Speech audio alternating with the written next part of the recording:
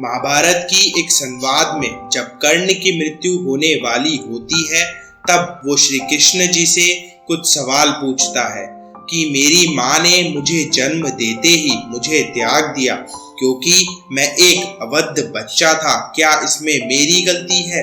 गुरु द्रोण ने मुझे शिक्षा देने से मना कर दिया क्योंकि मैं क्षत्रिय नहीं था, उसमें क्या मेरी गलती थी? परशुराम जी ने मुझे शिक्षा तो दी परंतु साथ ही साथ मुझे श्राप भी दिया कि मैं अपनी सारी शिक्षाएं भूल जाऊंगा क्योंकि मैं एक क्षत्रिय नहीं था, क्या इसमें भी मेरी गलती थी? हे कृष्ण, द्रौपदी के स्वयंवर में मुझे अपमानित किया गया क्योंकि मैं एक राजघराने का कुलीन व्यक्ति नहीं समझा गया। यहाँ तक कि मेरी माता कुंती ने भी मुझे उनके पुत्र होने का सच अपने दूसरे पुत्रों की रक्षा के लिए स्वीकारा। मुझे जो कुछ भी मिला दुर्योधन की कृपा से मिला, तो क्या ये गलत है कि मैं दुर्योधन के प्रति अपनी वफादारी रखता हूँ? श्री कृष्ण मन ही मन मुस्कुराए और बोले, हे पार्थ, मेरा जन्म जेल में हुआ था। मेरे जन्म से पहले मेरे मामा कंस मृत्यु के रूप में मेरा इंतजार कर रहे थे। जन्म होते ही मुझे अपने माता पिता से दूर रहना पड़ा। तुम्हारा बचपन तो घोड़ों और तीर कमानों के साथ गुजरा, परंतु मैंने अपना पूरा जीवन गायों को चराने में और गोबर उठाने में गुजारा। जब मैं चल भी नहीं पाता था तब मुझ पर कई प्राण घातक हमले हुए। ना कोई सेना, ना कोई शिक्षा, ना कोई गुरुकुल और ना ही कोई महल। मेरे मामा ने मुझे अपना सबसे बड़ा दुश्मन समझ लिया था। जब तुम सब अपनी वीरता व शिक्षा के चलते सबसे पुरस्कार पाते थे तब मेरे पास कोई भी शिक्षा नहीं थी। बहुत उम्र के बाद मुझे ऋषि संदीपनी के आश्रम में जाने का मौका मिला।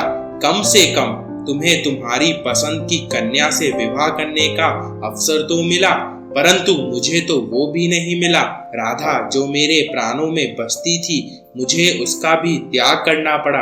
हे कर्ण, बहुत सारे विवाह मुझे सिर्फ राजनीतिक कारणों से करने पड़े।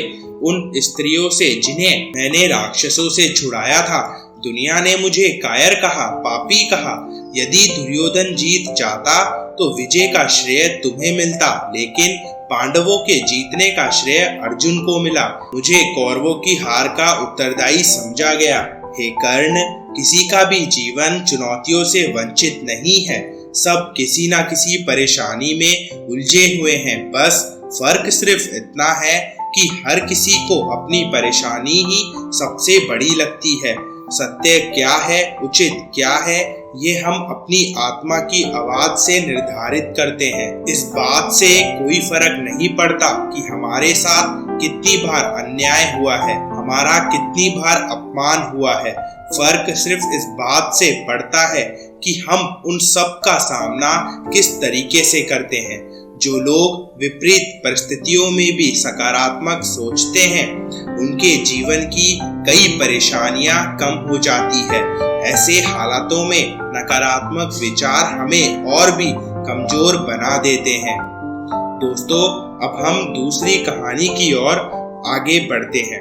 एक व्यक्ति काफी समय से परेशान चल रहा था, जिसके कारण वो चिड़चिड़ा और तनाव में रहने लगा।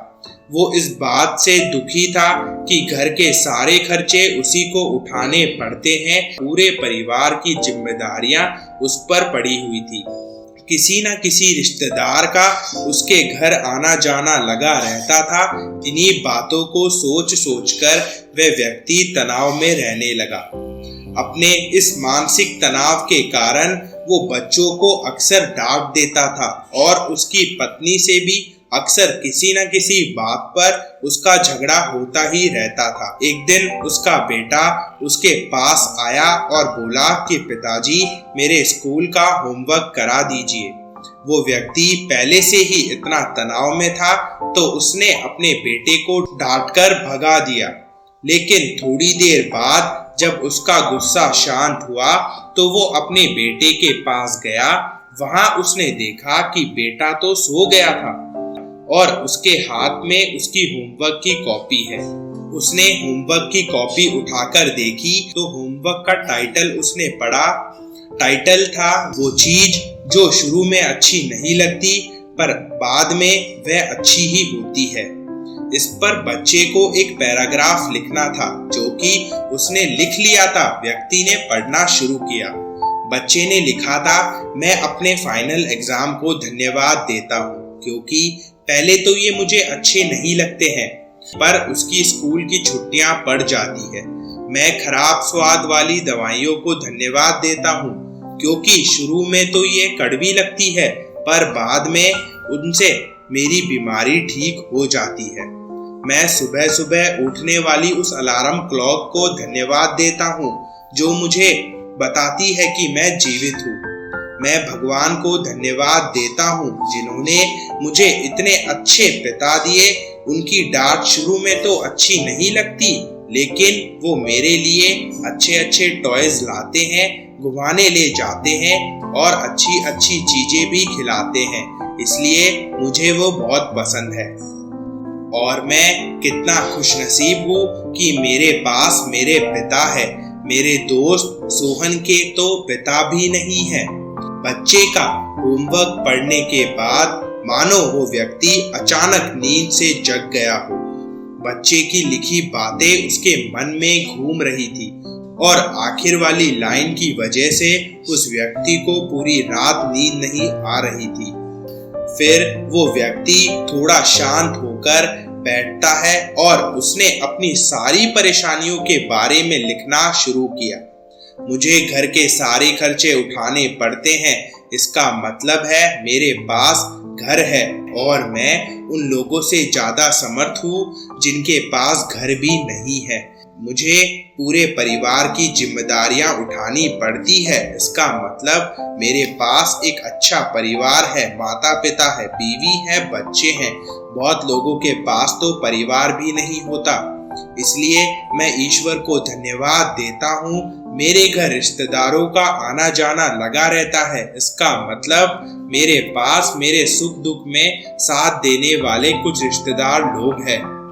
ये सब विचार आते ही उसने हाथ जोड़ लिए और ऊपर देखकर बोलने लगा कि हे ईश्वर, तेरा बहुत बहुत धन्यवाद। मुझे माफ करना, मैं तेरी कृपा को पहचान नहीं पाया। कुछ देर बाद उस व्यक्ति की सोच मानो बिल्कुल बदल गई और एकदम से उसकी सारी चिंताएं खत्म हो गई।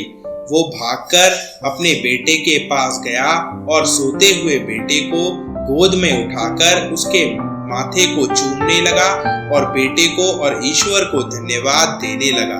हमारे जीवन में जितनी भी परेशानियां हैं उससे हम जब तक नकारात्मक नजरिए से देखने लगेंगे तब तक वो हमें परेशान करती रहेंगी, परंतु जब हम हमारी परेशानियों को सकारात्मक दृष्टि से देखना शुरू कर देंगे तब से हमारी सोच पूरी तरीके से बदल जाएगी और हमारी सारी चिंताएं खत्म हो जाएगी।